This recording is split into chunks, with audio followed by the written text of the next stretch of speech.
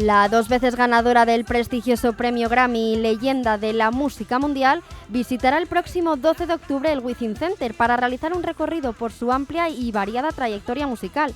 El concierto forma parte de la programación del Festival de las Estrellas y si estáis interesados, correr porque ya quedan muy pocas entradas. Pues Yanir Hernández ha estado en la producción de estos tramos informativos, Carlos Nicolás en la dirección técnica. Recordarles que en la capital seguimos en las fiestas de San Lorenzo, que continúan con su programación con cabezudos y boludos durante la mañana y la tarde de hoy.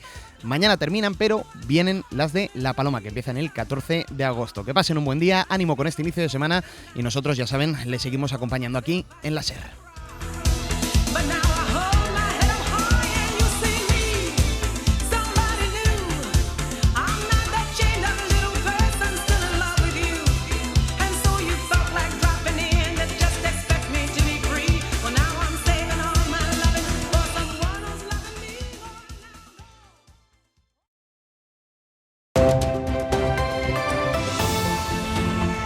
En la cadena SER, Hoy por Hoy, con José Luis Sastre. Son las 8:30 de la mañana, las 7:30 en Canarias.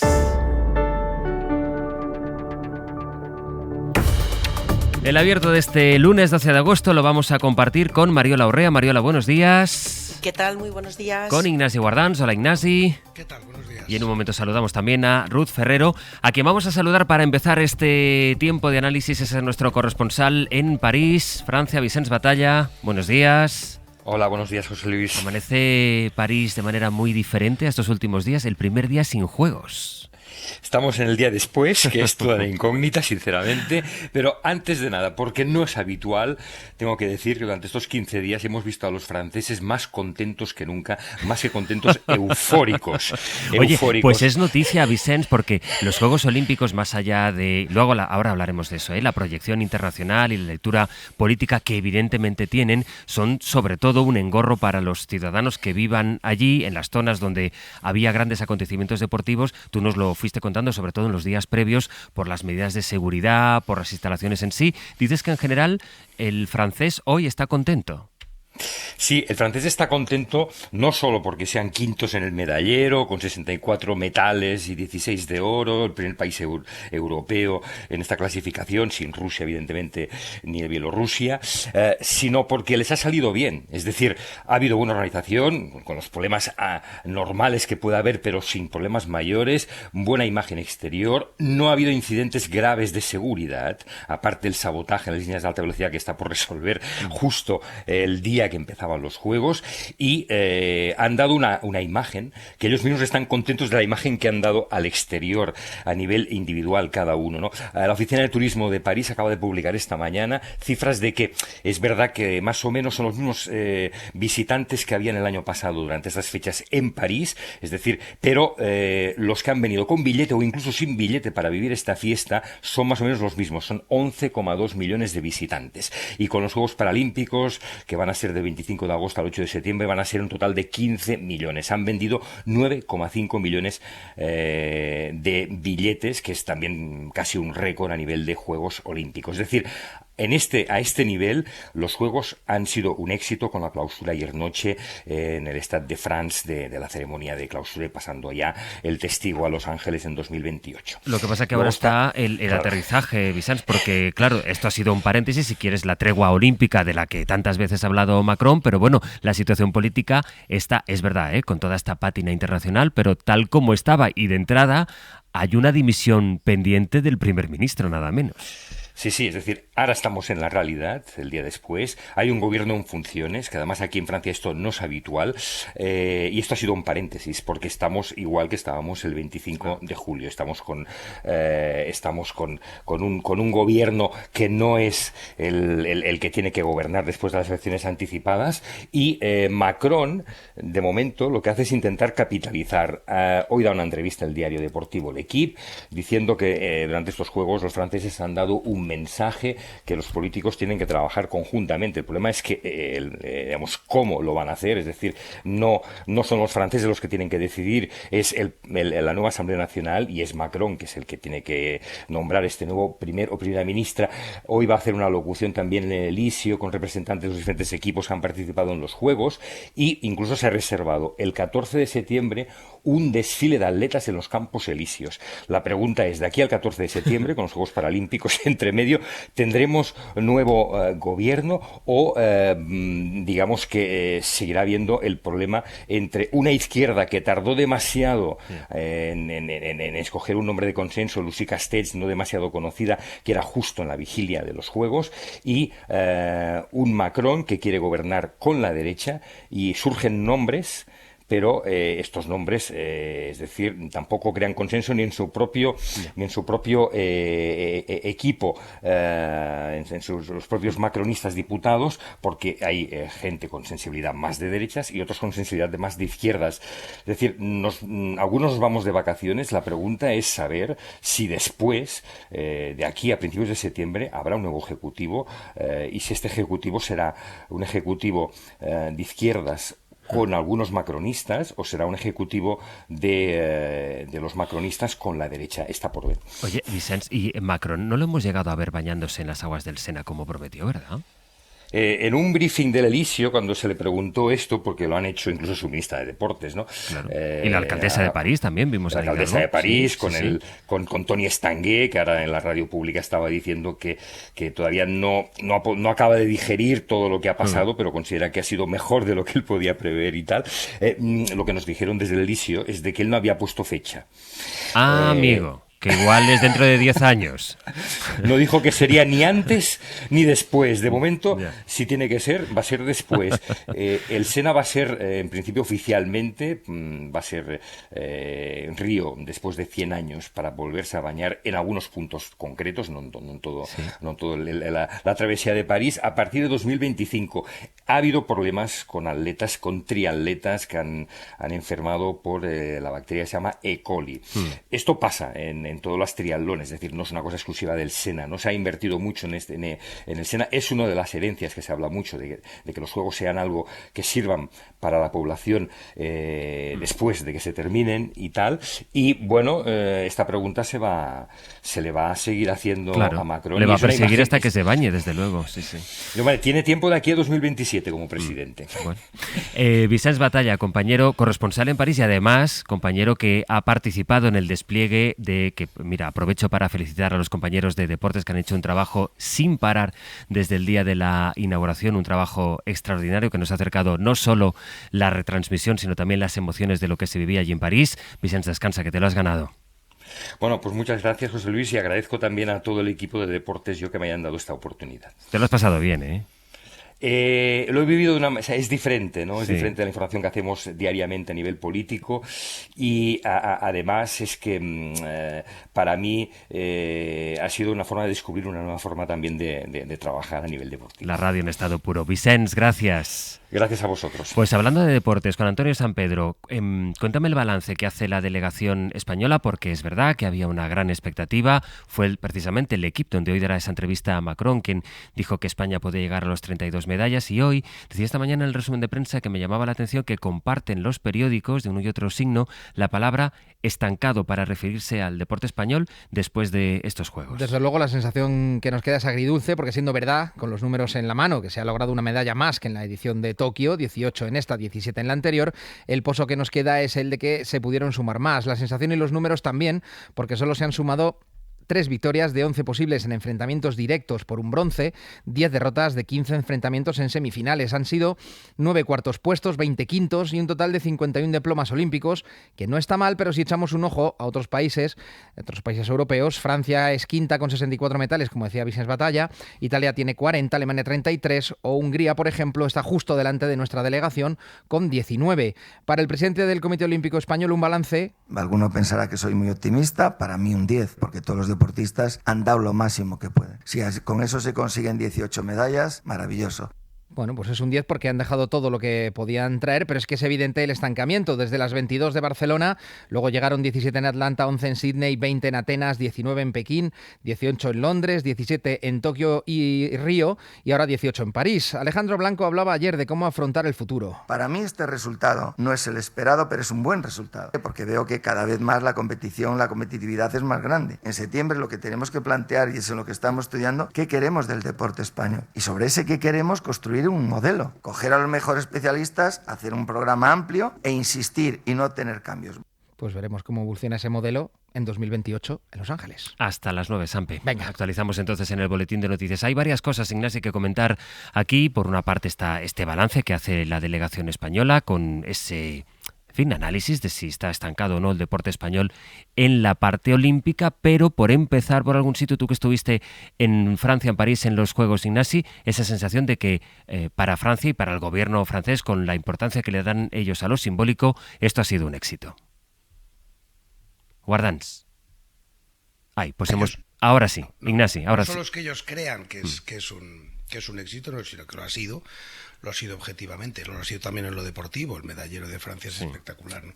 Pero desde el punto de vista organizativo sí, o sea que efectivamente ha sido un chute de autoestima, lo decía muy bien Vicens Batalla. Ha sido un chute de autoestima para los franceses, ha sido un verse en el espejo de una forma muy satisfactoria. Ese elemento de los voluntarios, que siempre es algo que pesa mucho en los Juegos. Voluntarios aquí con algún tipo de contrato por protección social, pero básicamente voluntarios. Y por tanto eso ha generado una autoestima, ¿sabéis lo que es eso en el espacio público en Francia, ¿no? Y en cualquier país, pero en Francia especialmente. De la misma manera que los chalecos amarillos, por comparar con algo, generaron una especie de sensación de que el país se hundía y no tenía futuro, que tampoco era verdad, o sea, aquello era una protesta muy puntual que se contaminó todo el país, pero que objetivamente, según los indicadores de cuando aquello estaba ocurriendo, aquel país no se hundía, ¿no? Pues en los Juegos ha ocurrido lo mismo, pero al revés, es decir, hay una autoestima enorme, hay una sensación de que grandes somos, nos podemos comparar con los mejores, qué bien podemos organizar cuando estamos unidos, esa llamada a la unidad, etcétera.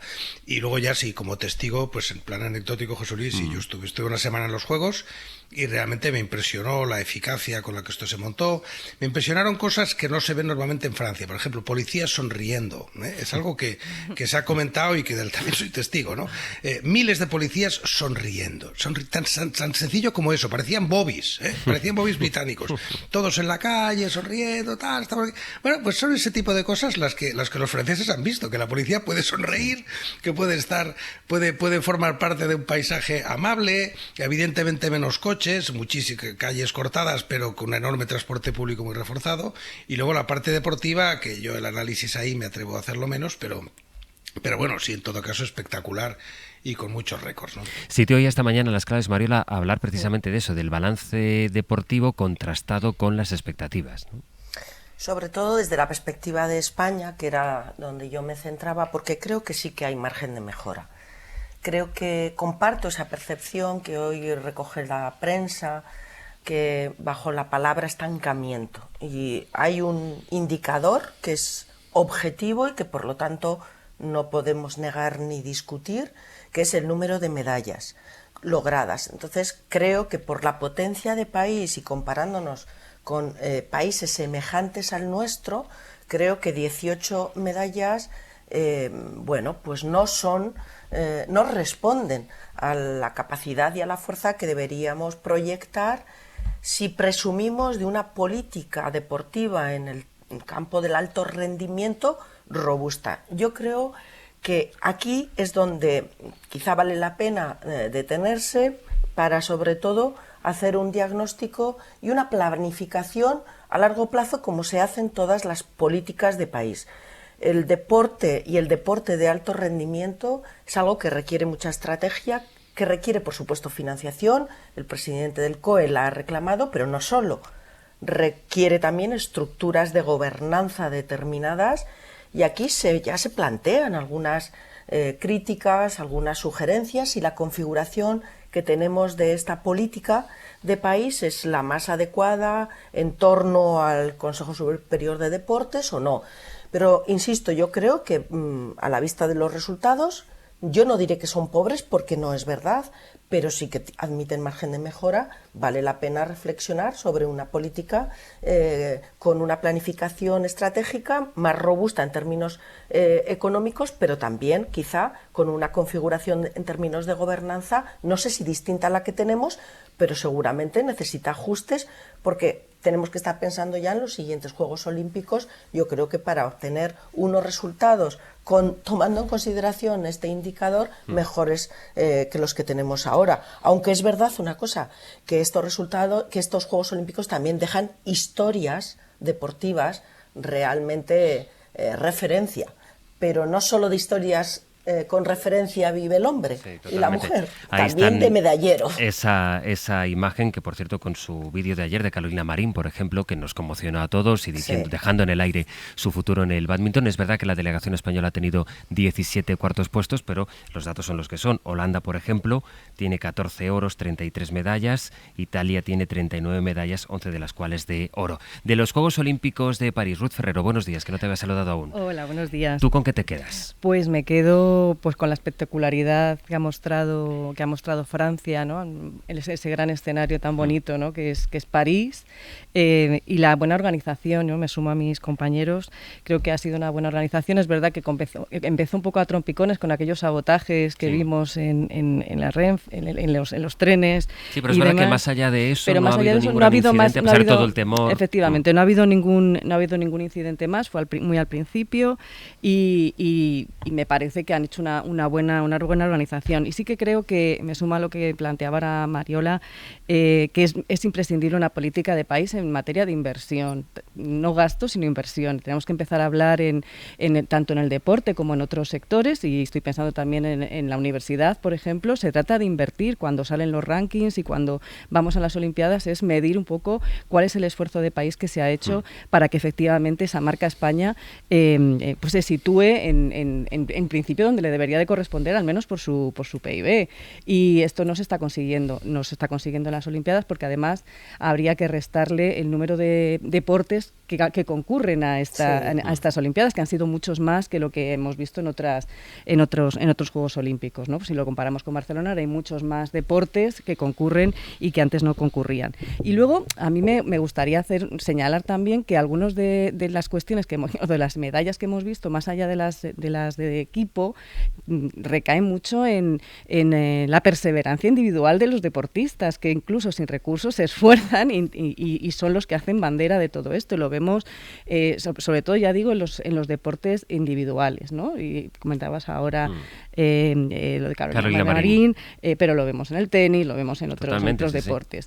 Y luego los deportes que no son masivos, como es el balonmano, es el voleibol, que ha hecho mal desempeño, el caso de España, o en el caso, me gustaría señalar dos deportes de equipo que me parece que hay potencial en el caso de España, como es el waterpolo. Hemos visto una medalla de oro, pero podría haber sido mejor el caso de los chicos, y también en el hockey, por ejemplo, ¿no?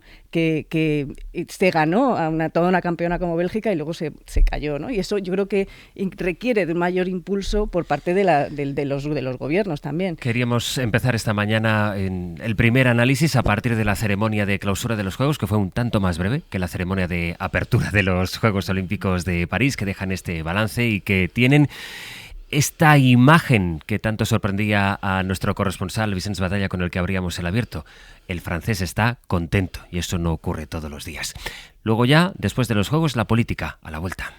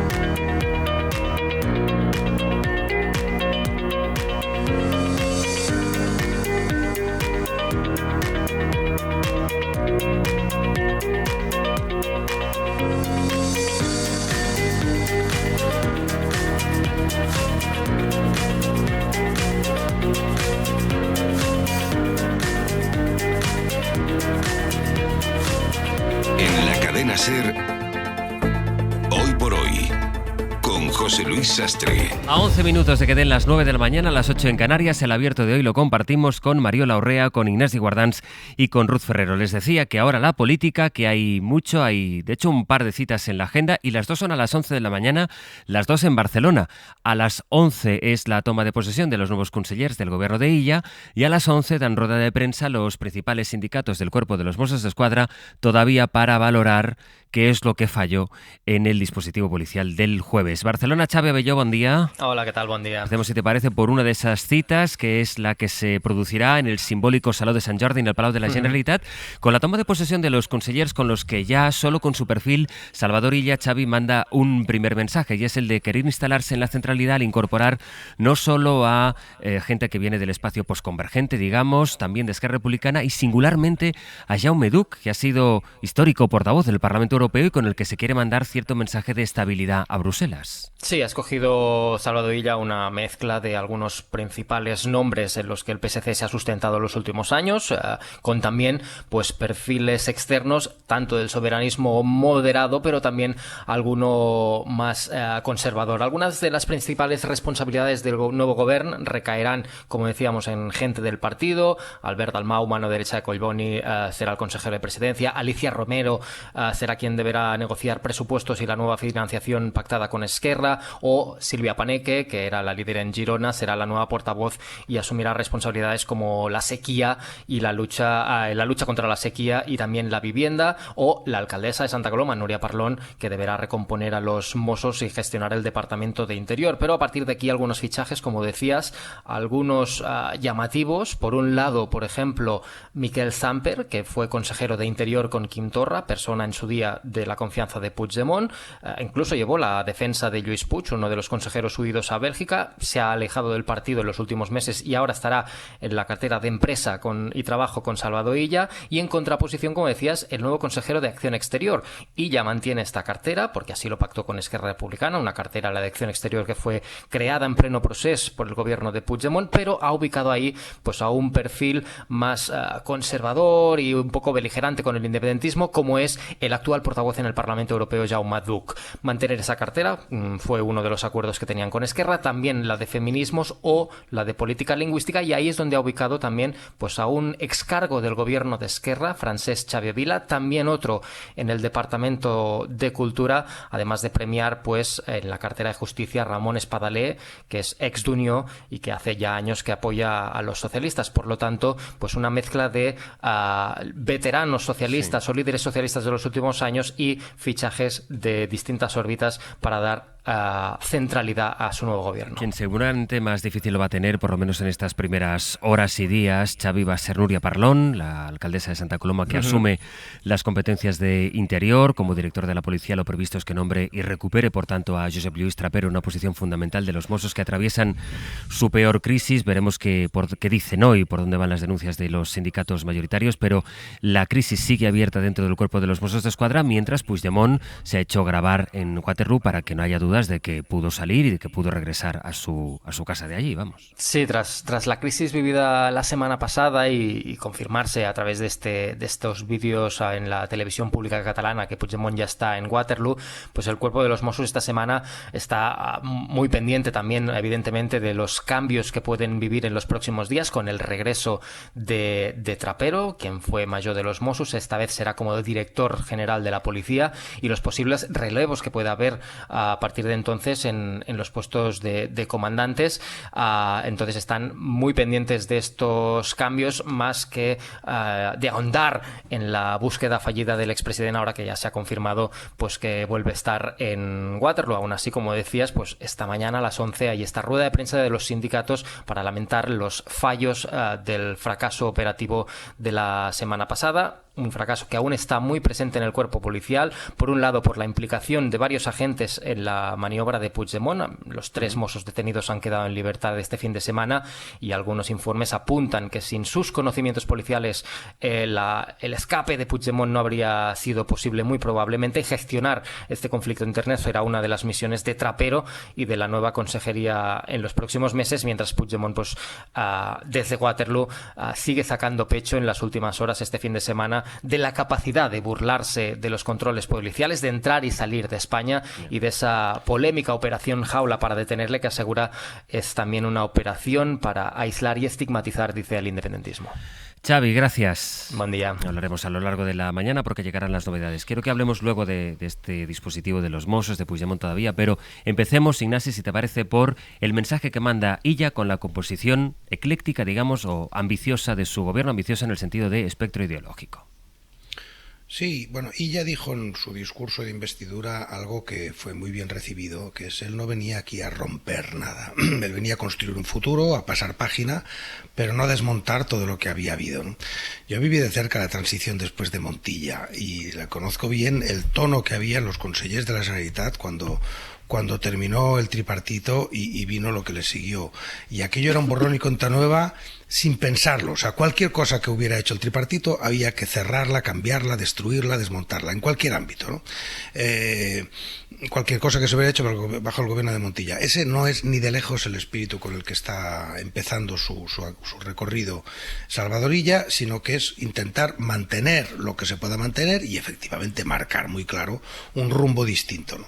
Y a eso responde este gobierno. Me parece que tiene una serie de figuras que son previsibles, por decirlo así, pesos pesados del PSC, con conocimiento territorial, con conocimiento municipal, con trayectoria parlamentaria clara, como en el caso de la nueva consejera de Economía en el ámbito económico y presupuestario, y luego, claro, algunas sorpresas, como lo que habéis comentado, de mi buen amigo Jaume Duc, que conozco hace muchos años, y que realmente pues sí me ha sorprendido que la hayan fichado, y me ha sorprendido que haya dicho que sí, que lo haya aceptado. Me sorprende mucho más que lo haya aceptado. Llevo muchos años en Bruselas y realmente demuestra ser un patriota y un buen ciudadano, porque arremangarse para bajar a la arena política y dejar el despacho del Parlamento es realmente chapó, ¿no? Sí, lo de Miguel Samper, pues yo no lo entiendo del todo, pero tengo mucho respeto por el buen criterio de Illa. A mí se me escapa un poquito en este momento, seguro que alguien me lo explicará mejor, pero se me escapa un poquito la intención política de ese fichaje de Samper, porque no tengo muy claro qué aporta, pero bueno, Illa sabe, y yo me fío de su juicio en este caso, no lo oculto, ¿no? Sí, proyecta de alguna manera cierta imagen de eso. Lo que quiere Illa es por lo menos dar esa centralidad que contrasta además con la fragilidad parlamentaria, porque al final él tiene los diputados que tiene el PSC, pero le falta todavía. José Luis, es muy importante que los oyentes sepan que hay muchas analogías entre ser un gobierno estatal y un gobierno autonómico, pero llegan hasta donde llegan, y Mariola, que sabe mucho de derecho constitucional, pues lo puede subrayar mucho más. En el Parlamento de Cataluña la actividad legislativa es la que es, y las cosas tampoco hace falta cambiar muchas leyes, es decir, lo que hace falta es ejecutarlas, cumplirlas. Para hacer una nueva política sanitaria, pues quizás sí que habrá que tocar alguna ley, pero no mucho. Para tratar la sequía no hay que cambiar ninguna ley. Para cambiar la política educativa no hay que cambiar ninguna ley. Más allá de presupuestos. O sea, todo esto acaba en presupuestos. Ahí sí que tienes que pasar por el Parlamento, pero y por tanto es importante, sin duda, ¿no? Pero fuera de lo que es estrictamente presupuestario, bueno, pues este gobierno va a poder hacer muchísimas cosas sin necesidad de estar sometido constantemente a las discusiones de mayorías parlamentarias para legislar. Por Mariola voy a seguir el análisis, pero a la vuelta, después de las 9.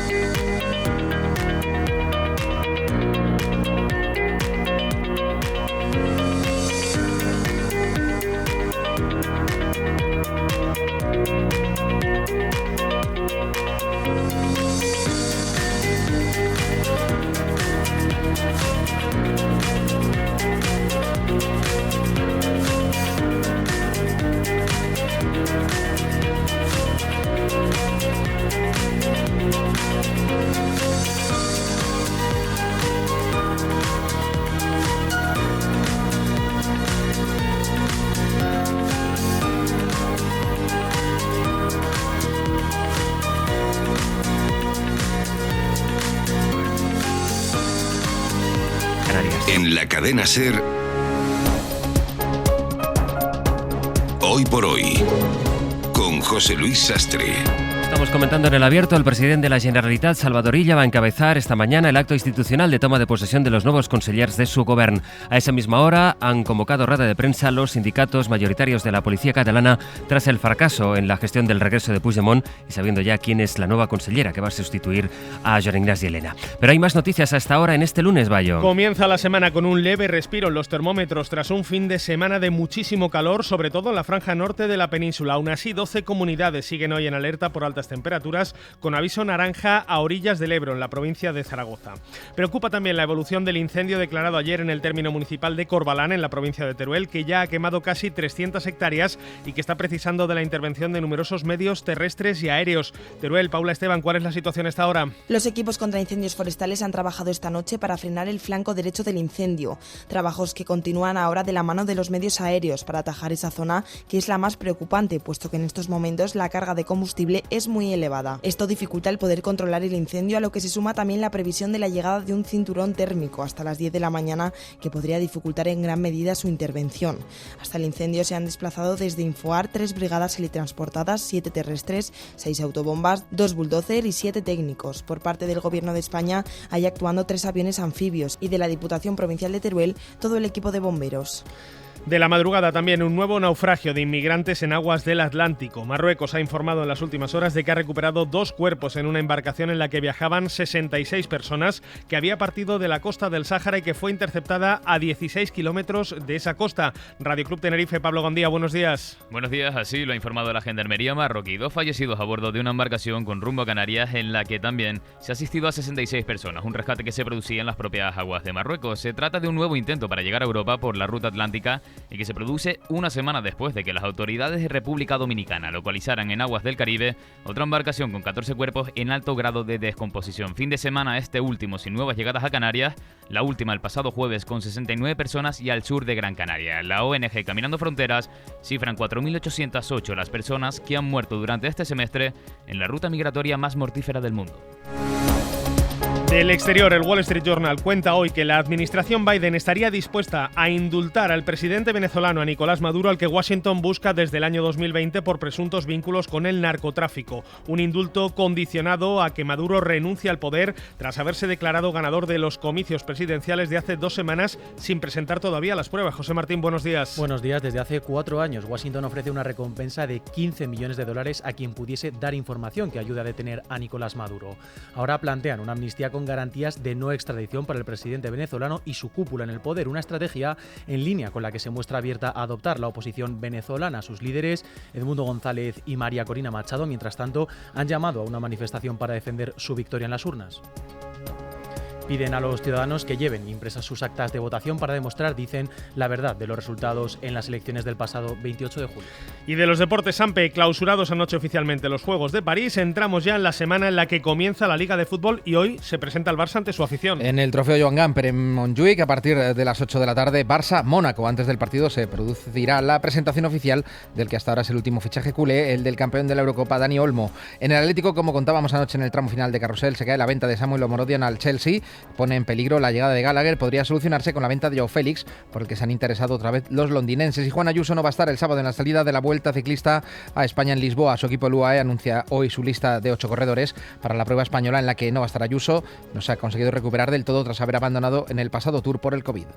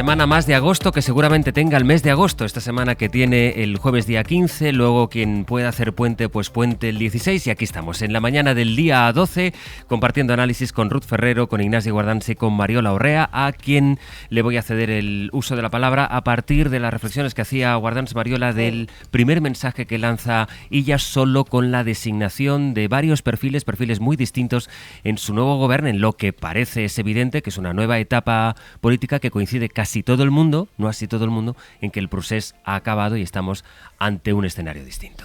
Sí, yo creo que es un mensaje claro y por otra parte obvio. Ficha perfiles de sensibilidades políticas plurales que por otra parte encajan bien en lo que representa hoy la Cataluña real. Y lo hace también porque es un gobierno en minoría que no tiene mayoría suficiente para desplegar un programa de gobierno que es ambicioso, centrado en la gestión de las políticas públicas, pero también en acciones políticas que pretenden reencajar a Cataluña en España. Por tanto, necesita ensanchar los consensos para ampliar las mayorías que por sí solo el Partido Socialista de los Catalanes pues no las tiene para sacar adelante, ¿no? Y me detengo un poco en este perfil que ya ha citado Ignasi y que va a asumir la titularidad de la Consejería de Acción Exterior. Yo quiero celebrar en primer lugar que exista un gobierno autonómico con una Consejería de Acción Exterior. No es tan habitual.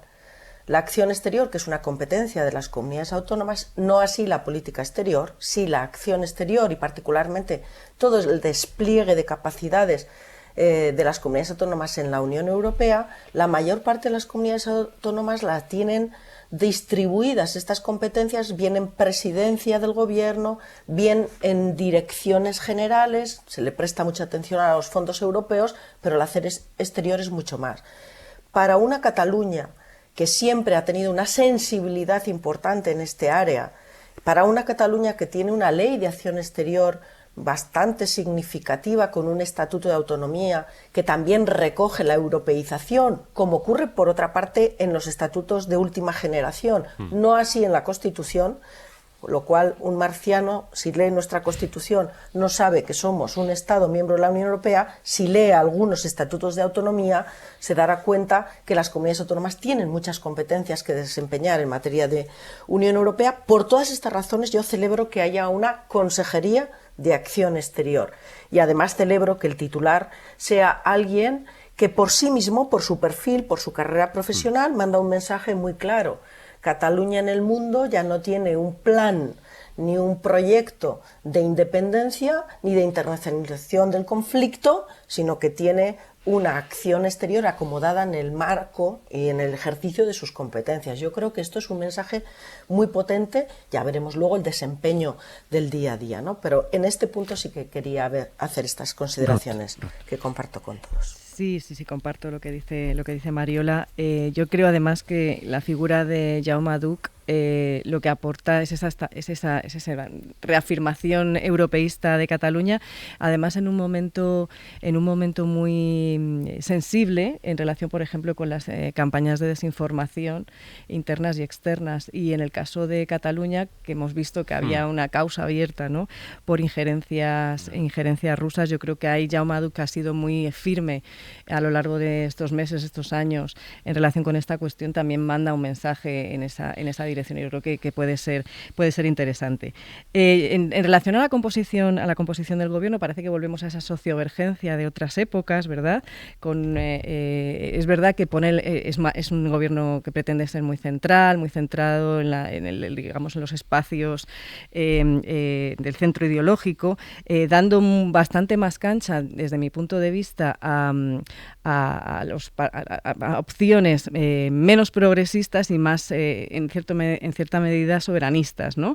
Es verdad que es un soberanismo más comedido, no es independentismo ni muchísimo menos, de hecho son escisiones, digamos, de ese Junts más radical, pero en el plano ideológico se deja un poco ese posicionamiento más progresista. De hecho, no hay ningún guiño, por ejemplo, a los comunes, ¿no?, dentro de este gobierno. Es verdad que han perdido peso específico a nivel institucional, pero es que no hay ningún guiño a esa esa otra pata, ¿no? Hay más guiños, puede haberlos en los segundos niveles, ¿no? Sí, en los segundos niveles, pero de entrada lo que vemos es... Claro que 16 consellers son muchos consellers que permitirían hacer un guiño en la primera figura, ¿no? Claro, por eso, que es verdad que se tira mucho de un perfil técnico PSC, netamente PSC, muy también interesante. Esquerra también. También Esquerra, sí. No ignoremos la parte de Esquerra en cultura, en lengua... Sí, pero Comunes queda totalmente fuera. Y por eso digo, se apuesta por perfiles que tiran más hacia esa continuidad en la parte más moderada, más del soberanismo, y se incide menos en la pata más progresista. Y de hecho se vende como un gobierno muy moderado, ¿no? En ese sentido, porque precisamente busca esa centralidad, no se rompe. Y de hecho los propios nombres de las consellerías, la Consellería de Empresa y Trabajo, ya te está poniendo encima de la mesa cuestiones de tipo ideológico que no son menores, ¿eh? Es decir, que eso vaya ya de entrada en ese paquete. Y por tanto, yo creo que ahí vamos a ver esos equilibrios también difíciles. Yo no sé hasta qué punto va a operar, digamos, la sociedad catalana con este gobierno. Me refiero sobre todo a la pata más a la izquierda del PSC, ¿no? Bueno, quería subrayar un nombre, hemos hablado de Jaume Duch, voy a poner sobre la mesa el nombre de Mónica Martínez Bravo, ¿no? Que es quien va a ser responsable de Derechos Sociales e Inclusión, que tenía esa responsabilidad dentro de un ministerio, en el gobierno, y que tiene, todo el pedigrí necesario en términos progresistas, de izquierda, o como lo queráis llamar, con cualquiera de las etiquetas posibles, ¿no? O sea, lo que no tiene es una lealtad de partido a los comunes, pero desde el punto de vista de trayectoria, la de Mónica Martínez Bravo es impecable. Por tanto, en términos de políticas yo no tengo demasiadas dudas, pero sí en términos de reparto de cuotas o de gestos, pues sí, creo que es verdad que no hay nadie especialmente radical en este gobierno, pero a mí eso no me parece del todo mal. Creo que Cataluña en este momento no está para gente que haga exabruptos radicales. Bueno, es que yo no creo que Comunes haga un discurso radical, eso para empezar. Es que ya nos hemos puesto, estamos el espectro ideológico ya se ha puesto, el espectro ideológico por escrito, el discurso de Jessica Albiach. Dejemos hablar a Ruth, Ignacio, y luego replicas. Bueno, es que estaba hablando yo cuando me he cortado, perdóname. Yo creo que lo has cortado tú a ella antes, pero como para no enfangarnos en esto, va Ruth y luego acabas tú. Venga. No, digo que no me parece que los comunes tengan un discurso radical, es un discurso bastante socialdemócrata clásico en ese sentido.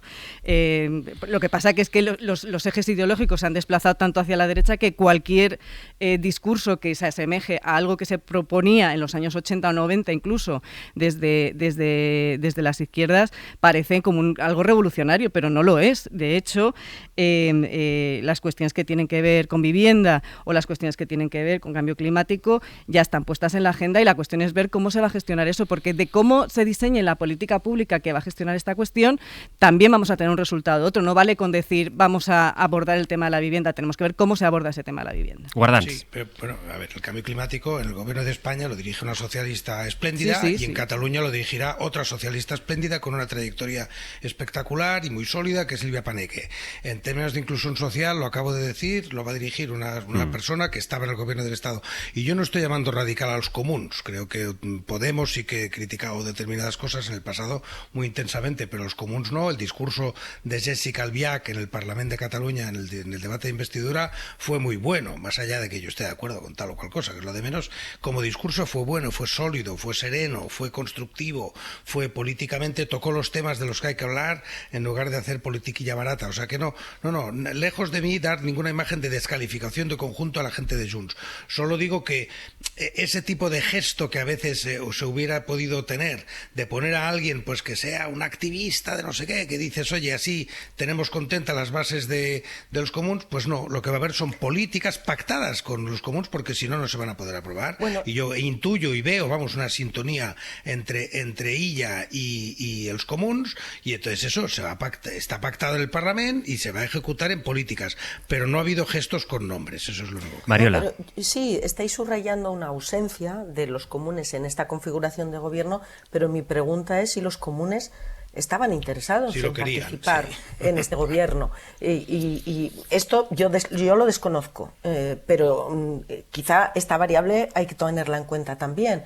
Para estar en el primer nivel, que implica un desgaste también, implica un compromiso, implica asumir el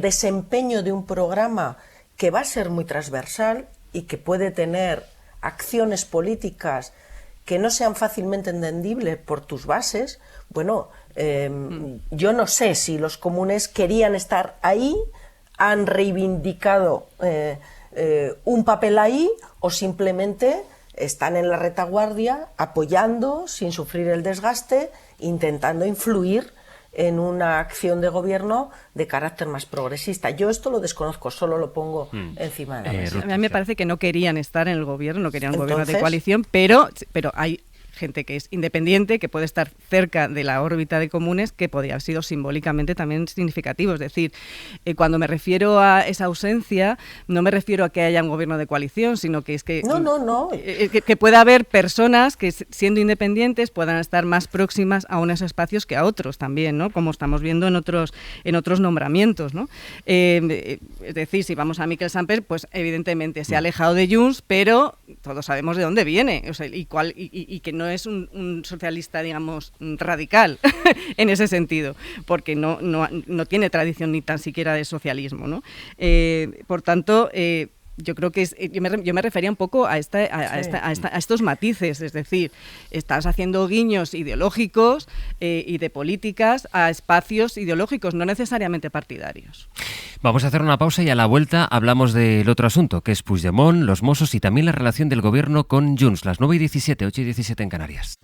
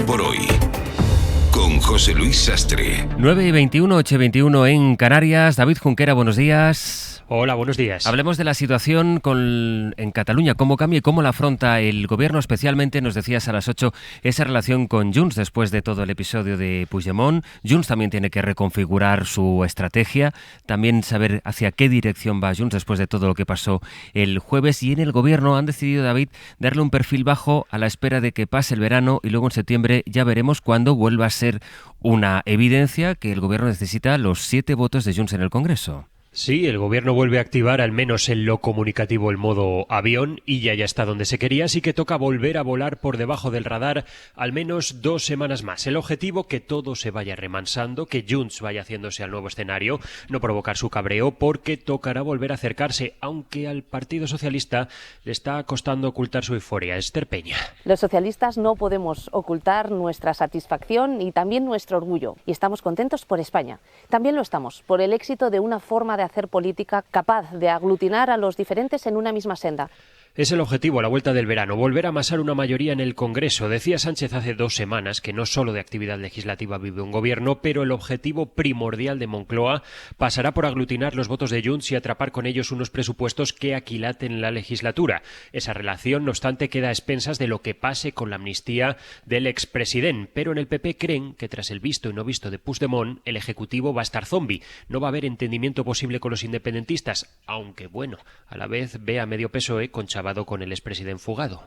Sánchez, Illa, todos los varones socialistas, todos los diputados socialistas, todos los senadores socialistas, todos con su silencio cómplice. Era Dolors Montserrat. El PP quiere impedir que las andanzas de Puigdemont y el pacto fiscal PSS-Esquerra caigan en el dulce olvido agosteño y van a seguir insistiendo. En Ferraz saben que van a tener que repeler ambos ataques, pero la idea es entregarse a la tarea con bríos renovados ya cuando acabe el verano. David, gracias. Gracias a vosotros. Ruth, empecemos contigo con la posición que es verdad deberá tomar y la decisión que deberá tomar el gobierno, porque sabe que Junts está en manos de Puigdemont, a la espera de que quizás se reorganice o vayan apareciendo otros nombres dentro de la ecuación de Junts, en la medida en que estos seguramente, lo que vimos, la fuga que vimos el jueves de Puigdemont, que abre un montón de incógnitas, también y sobre todo es hacia dónde quiere ir Junts a partir de ahora. Claro, yo creo que eso va a ser determinante. Si el papelón que vimos el otro día, que por cierto, buen programa. Bueno, trepidante desde luego. Muy trepidante. Trepidante desde luego. Sí. Ese papelón de ver la función que va a ejercer Puigdemont a partir de ahora. Es verdad que hasta el momento parece que tiene controlado a Junts, pero la cuestión es si se trata de un punto de inflexión en otra dirección para el partido o no, y va a seguir controlándolo desde Waterloo. Yo creo que estamos en un momento de cambio en Cataluña. Soy de las que piensa que el procés pasa página. Ahora estamos en otro escenario diferente, que no es ni el procés ni el anterior al procés, sino que es algo distinto, con algunas reminiscencias de algunas cuestiones como aquellos tripartitos que vimos en algún momento, y con un gobierno socialista en Cataluña, un gobierno socialista en el Estado.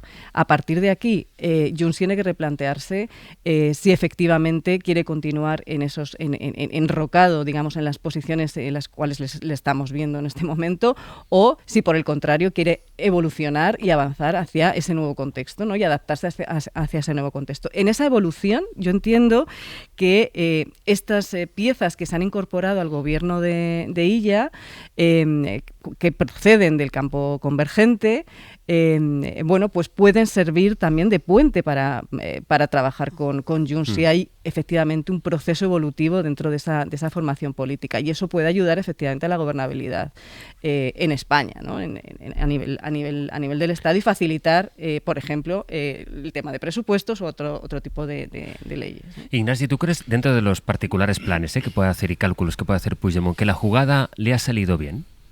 No, yo creo que le ha salido muy mal, que son muy conscientes de que le ha salido muy mal, que no solo no ha aportado nada políticamente, sino que le ha creado un desgaste y le ha ridiculizado ante los suyos, también ante los suyos, lo dejo claro. Por supuesto ante algunos que no eran suyos pero le apoyaban, que eran los independentistas de Esquerra, los independentistas no de Junts, si lo podemos decir así. Para ellos, aunque no fuera su propio líder, era el líder de una tribu vecina, perdonad la expresión, a la que se respetaba y con la que se luchaba juntos, ¿no? Y en este momento, pues claro, Puigdemont ya no es respetado para nada fuera de Junts, pero dentro del propio Junts también ha generado muchísimo muchísimo cansancio, y ese punto de ridículo de que haya hecho daño a los propios Mossos de Escuadra y a su propia reputación, pues es algo que muchos no le perdonan, ¿no? Y yo por eso discrepo. Yo creo que no podemos confundir lo que es Junts como estructura de partido de lo que supone las bases políticas que han dado lugar a la existencia de Junts. Entonces, las bases sociales, políticas, me refiero sociales, demográficas, electorales, ahí sí que, en esas bases sí que es efectivamente donde va Pescarilla con los nuevos consellers y con la política que va a hacer, y con lo que se viene definiendo como la antigua convergencia, lo que queda socialmente, políticamente no queda nada, pero socialmente sí. Entonces, efectivamente, ahí sí podrá pescar. Pero en cambio, como estructura de partido, cada vez más lo que queda en Junts son los recalcitrantes, bueno, es esa parte más dura, ¿no? Y entonces hay que dejar que se sedimenten un poco el polvo, que se sedimenten las aguas y que se vea cómo queda el panorama político en Cataluña. Primero, porque el PSC va a crecer por la pura acción de gobierno, por la visibilidad, por la respetabilidad que le va a dar su acción de gobierno. Por otro lado, porque Esquerra tiene un problema interno que estamos disimulando o están disimulando, pero lo tiene. No olvidemos que el apoyo a ella no lo ha dado todo Esquerra, lo ha dado por los pelos. Y por tanto, dentro de Esquerra hay mucha gente que no quiere a ella y que le sigue considerando un gobernador civil. Y entonces, esa gente de Esquerra en el eje nacionalista se encuentra más cerca de Junts en ese momento, esa parte de Esquerra. ¿Quién va a controlar el partido? Yo creo que esa gente de Esquerra no va a controlar el partido cuando haya Congreso, pero por tanto puede acabar habiendo una escisión, si no estructural, sí de hecho de un cierto abandono. Es decir, aquí hay un movimiento de piezas que no es evidente hacia dónde va, que exige aclarar muchas cosas. Hay muchos alcaldes que en este momento van a estar tratando con esta Generalitat, alcaldes de Junts, que van a tratar con esta Generalitat. Y el peso municipal de Junts, ¿con quién va a hablar? Con un conseller socialista. ¿Y con quién va a estar cómodo? ¿Y con quién va a hacer políticas de vivienda y de sequía y la financiación? ¿Quién se la va a dar? Un gobierno socialista. Y por tanto ese peso territorial de Junts también se va a debilitar. Porque la realidad es que el peso de Junts se basa en muchos casos en el nivel municipal, que insisto va a tener una interlocución de un gobierno que no es enemigo, de un gobierno de la Generalitat que no es enemigo, y que va a intentar justamente penetrar en esa Cataluña, porque ese es el objetivo.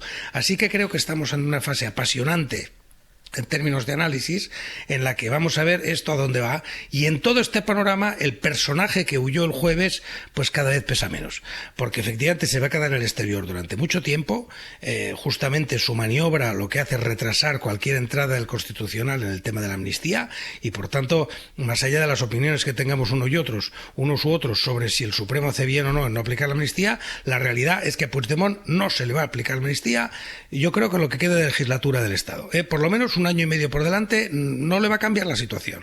Y además hay otras cosas que no quiero aburrir al oyente, pero que están ahí, que es la propia peso, si se reactiva una orden por malversación, la libertad de los jueces belgas en este momento es muy inferior a la que tenían antes. Puigdemont ya no tiene inmunidad. Es decir, aquí han cambiado muchas cosas.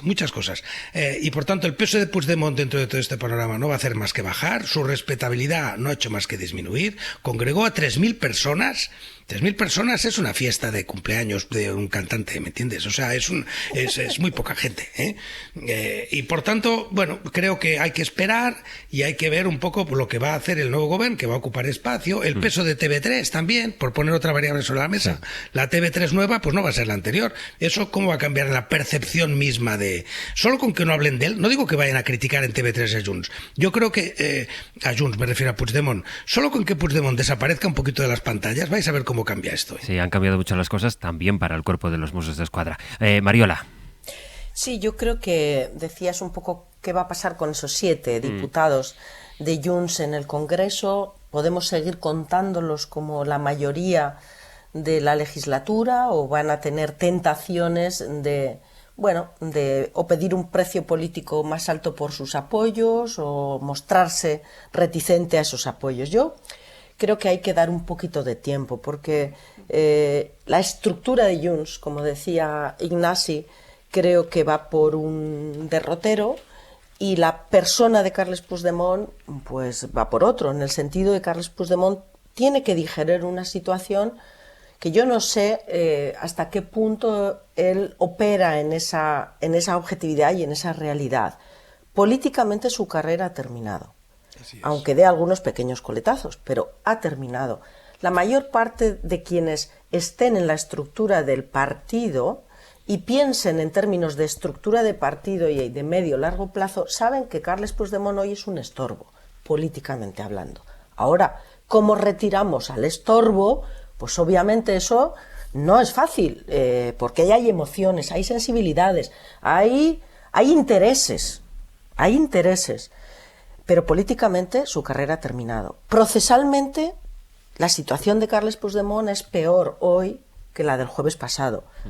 Ni que decir tiene que el Tribunal Supremo, que se ha podido sentir humillado, vamos, si tenía vocación de creatividad para aplicar una ley de amnistía de tal manera que dejara fuera a Carles Puigdemont el miércoles pasado, hoy hará piruetas para seguir configurándola de tal manera que no se le aplique por los siglos de los siglos. Pero es que si en un momento determinado es detenido por las circunstancias que fuera, bien por la ejecución de una euroorden, bien por una entrega que él ya ha dicho que no va a formularse, por lo que sea, que nadie le quepa ninguna duda que la medida cautelar de retención y prisión va a materializarse porque las experiencias de fuga así lo acreditan. Efectivamente, Ignasi ha apelado a que ha perdido la inmunidad, pero es que ha perdido la inmunidad no solo porque el Tribunal General de la Unión Europea así lo dijo en su condición de eurodiputado, sino porque es que ya no es eurodiputado tampoco. En definitiva, su situación procesal es más compleja, pero es que además personalmente el horizonte es poco esperanzador, porque yo entiendo que la aspiración de Carles Puigdemont no es vivir en Waterloo de por vida, con su gato. ¿Sabes qué pasa? Que es tan difícil hacer un cálculo o intentar ver una estrategia política en los movimientos de Puigdemont cuando todo parece reducirse a que su estrategia es él mismo. Y así quedó acreditado el jueves cuando estábamos todos pendientes y además Junts alimentando un relato, bajará hacia el Parlamento, allí será cuando se produzca seguramente la detención y luego hasta el punto de que los Mossos en su rueda de prensa del viernes, inédita rueda de prensa con aquellos mandos de los Mossos compareciendo todos juntos y uniformados ante la prensa, lamentaron la falta de sentido institucional de Puigdemont. Pero en fin, bueno, Marilo, cierro contigo brevemente. Sí, que efectivamente pretende talla institucional, yo creo que es imaginar una realidad que no existe. Bueno, dejadme cambiar de asunto a las 9:34 de la mañana, a las 8:34 en Canarias. Es el asunto con el que empezábamos a las 8 de la mañana y no quisiera que nos olvidáramos ni que lo fuéramos orillando, porque es verdad que hay noticias prácticamente diarias, prácticamente diarias, de matanzas, de masacres en Gaza, mientras la comunidad internacional parece que está pendiente de ver cuándo llega la respuesta de Teherán a Israel por aquel asesinato que se atribuye a Israel del líder de Hamas, de Haniyeh. Bueno, a la espera de eso, la realidad sigue siendo la de los bombardeos este mismo fin de semana contra una escuela. Sobre eso, Bayo, ¿cuál es la última hora de la situación sobre el terreno en Gaza? Pues sobre el terreno en Gaza, básicamente la información es que la Oficina Palestina de Estadísticas asegura que Israel ha matado en 10 meses de ofensiva en Gaza al 1,8% de la población de la franja, casi 40.000 civiles. La mayoría son menores de edad, para los que ningún punto de la franja es ya un lugar seguro. Lo volvimos a comprobar este fin de semana con ese ataque israelí a una escuela refugio del norte de la franja que dejaba cerca de un centenar de muertos y decenas de heridos. Un ataque de precisión, afirmaba ayer el portavoz del ejército de Israel, que una vez más esgrime que los milicianos de Hamas y de la yihad islámica se esconden entre los civiles, en escuelas y también en campos de refugiados. Un ataque que ha condenado con firmeza prácticamente todo el mundo, incluido el gobierno español y el responsable de Asuntos Exteriores de la Unión Europea, Josep Borrell, que califica el ataque como una más de las masacres de civiles en Gaza. Más contundente se mostraba el nuevo gobierno de Irán, que habla de un crimen de guerra y de lesa humanidad y que afirma que están preparados para llevar a cabo un castigo severo a Israel, que no entiende más que dicen que el lenguaje de la fuerza. En este respecto, los gobiernos del Reino Unido, Francia y Alemania han pedido una vez más hoy resolver el conflicto por la vía diplomática. Piden a Irán y a sus aliados que se abstengan de perpetrar ataques. Pascal Coixart es coordinadora de emergencias de Médicos Sin Fronteras en Gaza.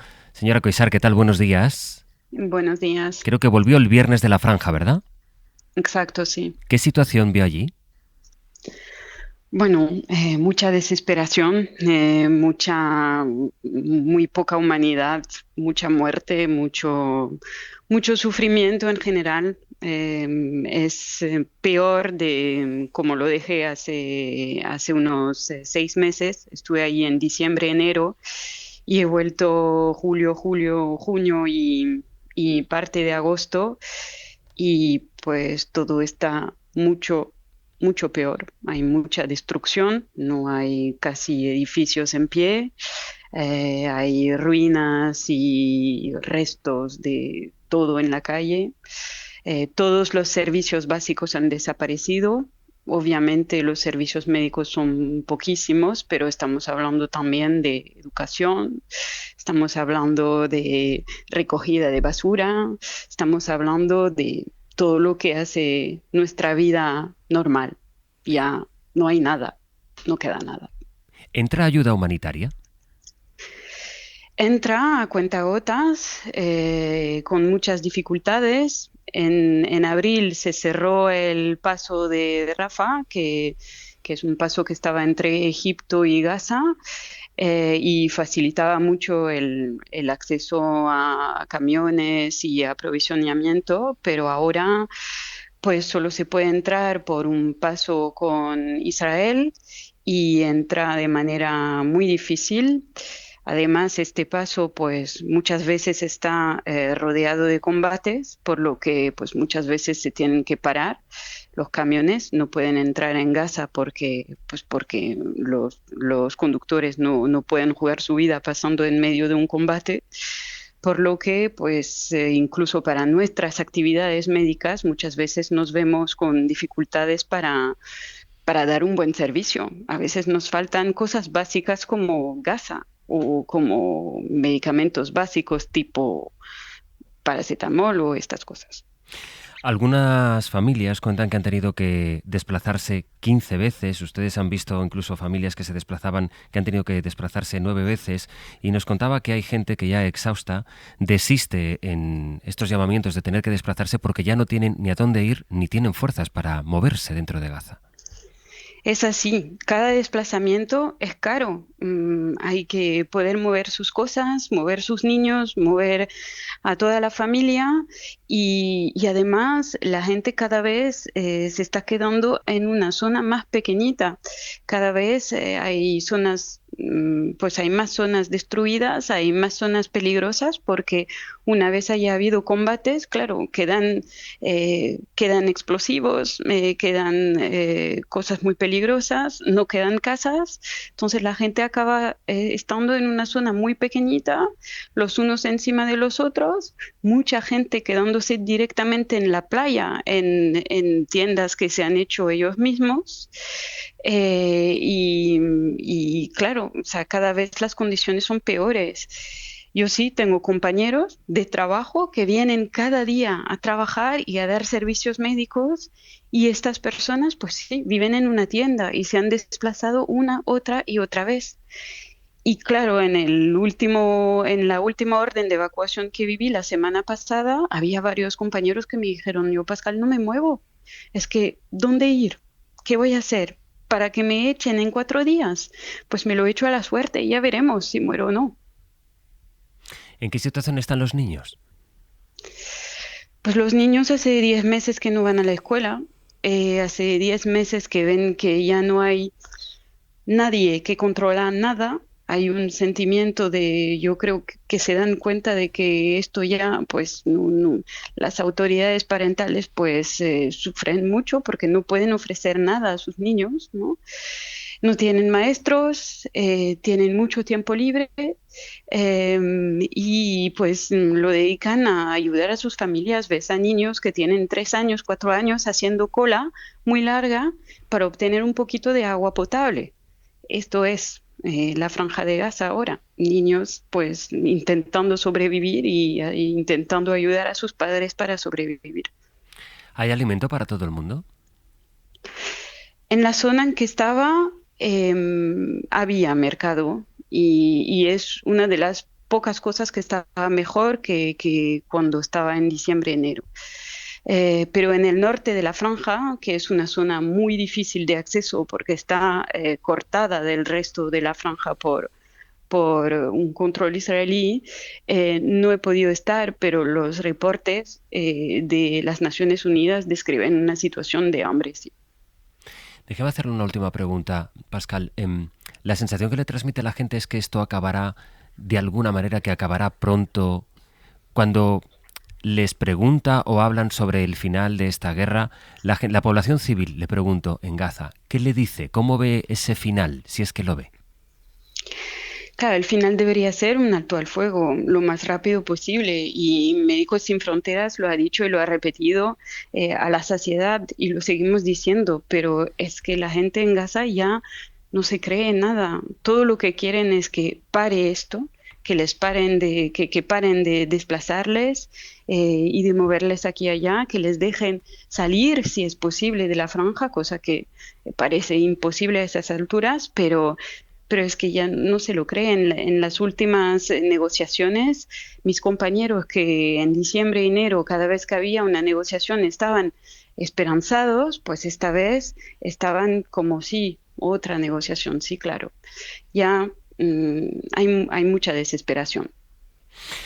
Pascal Coissart, coordinadora de emergencias de Médicos Sin Fronteras en Gaza, regresó el viernes de la franja y regresó con esta experiencia que nos ha descrito de manera tan gráfica y que yo le agradezco esta mañana en la radio. Muchísimas gracias por su tiempo. Un saludo y buenos días. Muchas gracias, un saludo. Ocurre muchas veces, Mariola, que hablamos de el proceso político, de la diplomacia, del alto el fuego y demás, y vamos orillando o incluso dando por hecho que estas cosas ocurren. Bueno, pues lo que ocurre fue, el sábado vimos ese bombardeo otra vez sobre una escuela. Van 21 desde julio, según los cálculos de Naciones Unidas. Organización que, por cierto, las Naciones Unidas, el gobierno de Netanyahu ha vuelto a poner bajo sospecha, para que no quede nadie que sea creíble, para que describa qué es lo que está ocurriendo sobre el terreno. Y sobre el terreno, Mariola, lo que está ocurriendo es esto que acabamos de escuchar. Sí, se nos acaban las palabras, José Luis. Yo creo que para describir una realidad y para hacer un análisis político por una situación y para una situación que simplemente es un drama humanitario, pero esto no es fruto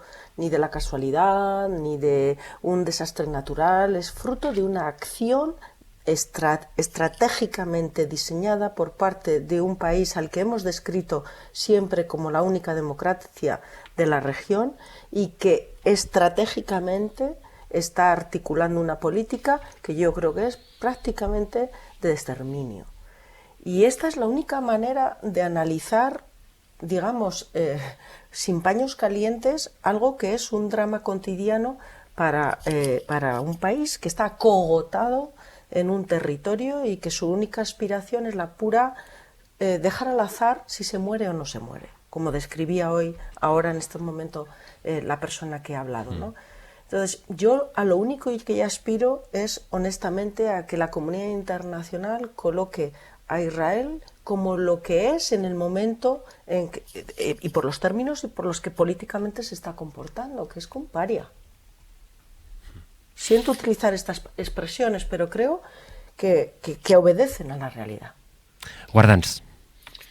Sí, creo que el alto representante Josep Borrell ha sido muy claro con los acontecimientos de los últimos días, pero efectivamente, más allá de ir a comentar este ataque, el otro ataque, etcétera, aquí estamos en una situación estructural querida por Israel y realmente en la que los que más sufren pues son lo habéis descrito, os lo ha descrito muy bien, ¿no? Esta entrevistada.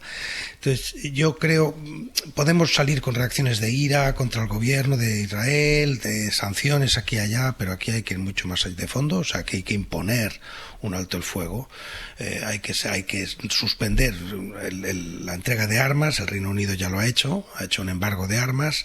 Estados Unidos ahora no lo puede hacer, pero yo creo que en función de quién gane las próximas elecciones va a haber un cambio de política. No digo que se vaya a convertir en un país anti-Israel, pero si ganan los demócratas, vamos a ser claros, vamos a ver un cambio importante ahí en la presión, y eso está a 100 días, eso está a 100 días de donde estamos, que no está tan lejos, y por tanto hay que imponer esa paz, y a partir de ahí hay que fomentar también el debate dentro de Israel. Creo que no hablamos lo suficiente de la tensión que hay dentro de Israel, de la falta de democracia que hay dentro de Israel y, por ejemplo, de la falta de comunicación que hay dentro de Israel. Los ciudadanos de Israel no tienen el detalle de información que tenemos los demás, ¿no? No digo que no sepan lo que está ocurriendo, pero efectivamente la democracia se construye también con información y con transparencia. Esa transparencia está faltando gravemente para el propio pueblo de Israel, ¿no?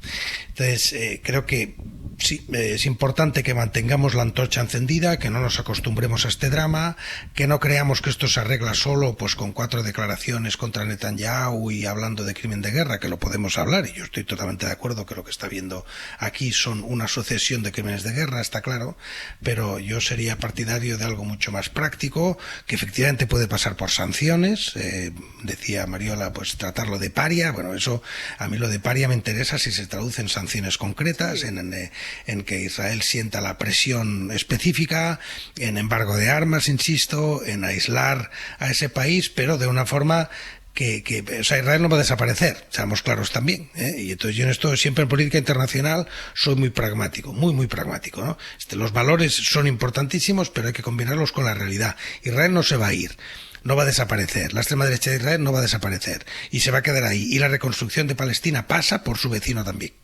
Y por tanto, teniendo eso claro, que a veces cuando algunos dicen pues aquello de desde el río hasta el mar y tal, pues que son cosas que da la sensación de que si todos apretamos los puños echaremos a Israel de Oriente Medio. No, y eso es importante recordárselo a algunos. No desaparecerá Israel, como por supuesto no va a desaparecer Palestina. Y entonces hay que asumir esa realidad y asumir que habrá que trabajar con Israel. Esperemos que con otro, pero habrá que trabajar con Israel. Una de las claves que daba Ignacio, y me parece muy relevante, es la clave de Estados Unidos. Cómo puede cambiar la cosa en función de lo que ocurra en noviembre. Y sabe Kamala Harris que va subiendo en las encuestas, pero que precisamente el flanco que más puede erosionar sus expectativas es el malestar dentro de una parte no menor del electorado demócrata, por eso, en torno a su posición de apoyo a Netanyahu. Y por eso ella misma incide en sus mítines. So let me say, I have been clear. Now is the time to get a ceasefire deal. En que es momento de conseguir el alto el fuego, que es la estrategia que ahora mismo está persiguiendo la Casa Blanca, que el plan de paz que dejó Joe Biden, todavía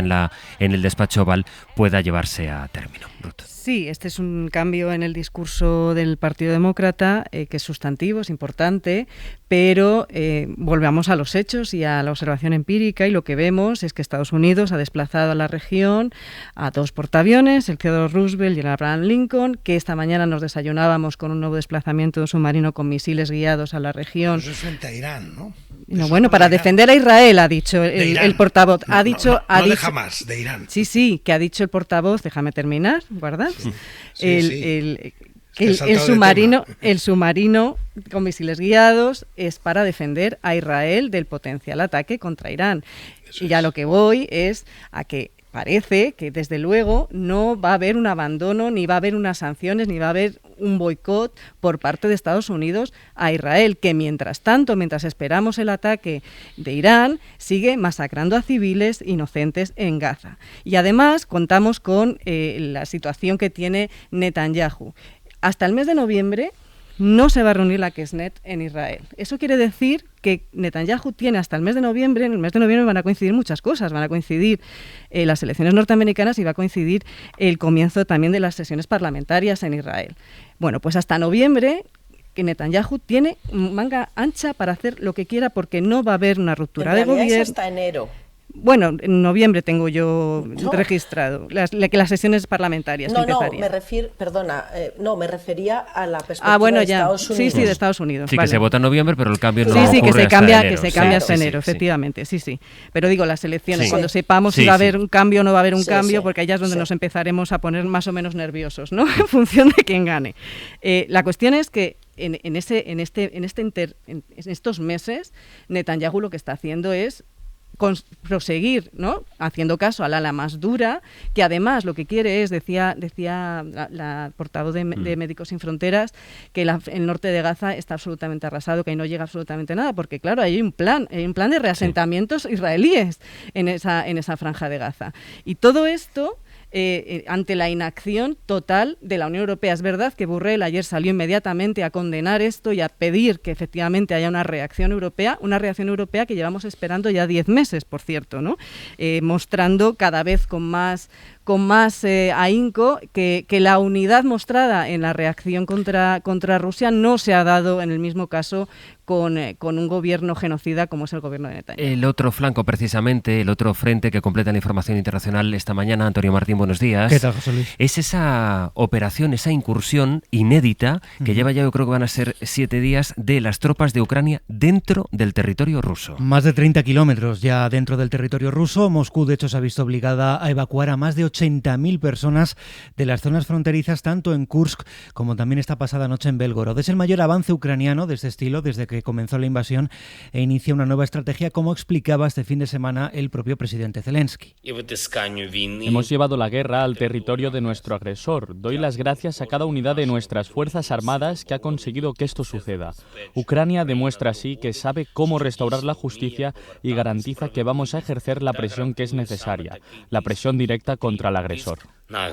Hoy expertos militares ucranianos están desgranando en la prensa de ese país por qué Ucrania ha elegido esa estrategia. Por un lado, destacan que han conseguido el efecto sorpresa, que Rusia no se lo esperaba, que es una manera de subir la moral también de la población ucraniana y de convencer a los socios internacionales que tengan dudas de seguir respaldando a Kiev. Por otro lado, cuentan también que el avance ha conseguido éxitos porque es una operación militar mucho mejor preparada que contraataques anteriores, con 2 brigadas, una de ellas mecanizada, equipos de defensa antiaérea y drones listos para el ataque. Esta mañana, además, Rusia asegura que ha estabilizado el frente, mientras que Moscú y Kiev se están acusando mutuamente en las últimas horas de un incendio junto a la central nuclear de Zaporilla, que recordemos que está en manos rusas desde casi el inicio de la invasión. La Autoridad Energética Ucraniana ha publicado un comunicado hace un cuarto de hora en el que reconoce daños en el sistema de enfriamiento de la central, en el que dice que es probable que los causantes fueran rusos, aunque eso sí no da pruebas ni llega a confirmarlo, aunque el Organismo Internacional de Energía Atómica ha respondido, dice que al menos hasta ahora no hay riesgo nuclear. Antonio, gracias. Hasta luego.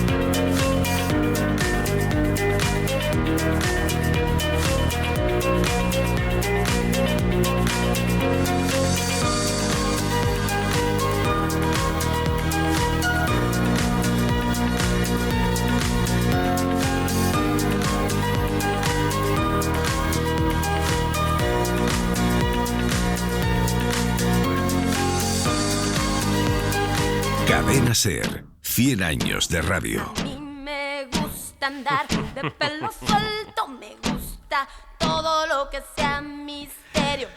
Pascual Donate Estelabanco, buenos días. ¿Qué tal? El adelanto de contenidos a partir de ahora en el magazine, ¿qué cosas vamos a contar? Pues mira, vamos a empezar con el carrete de Ángeles Caballero y vamos con una historia muy chula. El otro día el escritor Miki Otero publicaba la carta de despedida de su barbero, Juan Miguel Lucena, y él estará con nosotros.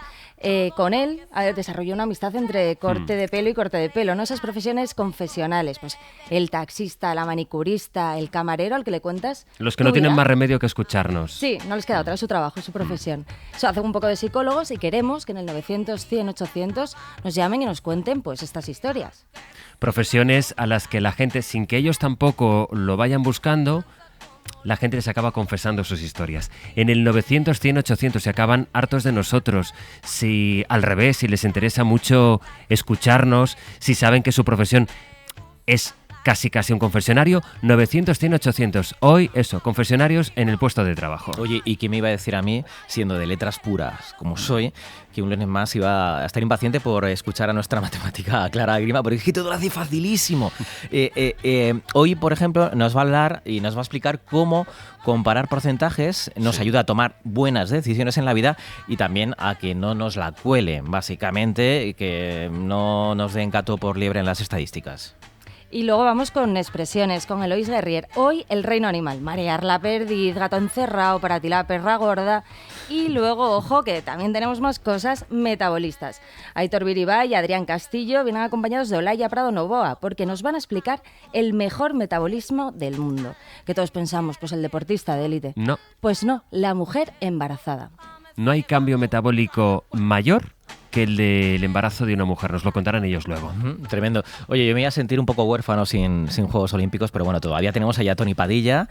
Está en París, nos va a contar cómo ha sido ese chimpún, ese fin de fiesta en los Juegos, cómo amanece hoy París, y también va a recuperar una de esas historias de olímpicos que no ganaron el oro, pero cuyo ejemplo es más valioso que un metal. Hoy nos va a contar la historia de Liu Xian, que era en los Juegos de Pekín un gran atleta famosísimo, el más querido por los chinos, pero ¿qué le pasó para caer en desgracia? Tony Padilla nos lo resuelve. Con Padilla lo contamos en las historias olímpicas de evasión y victoria a partir de las 11:30. Ahora, de momento, Ruth Ferrero, Ignasi Guardans, Mariola Urrea, yo os doy las gracias y os convoco para la próxima.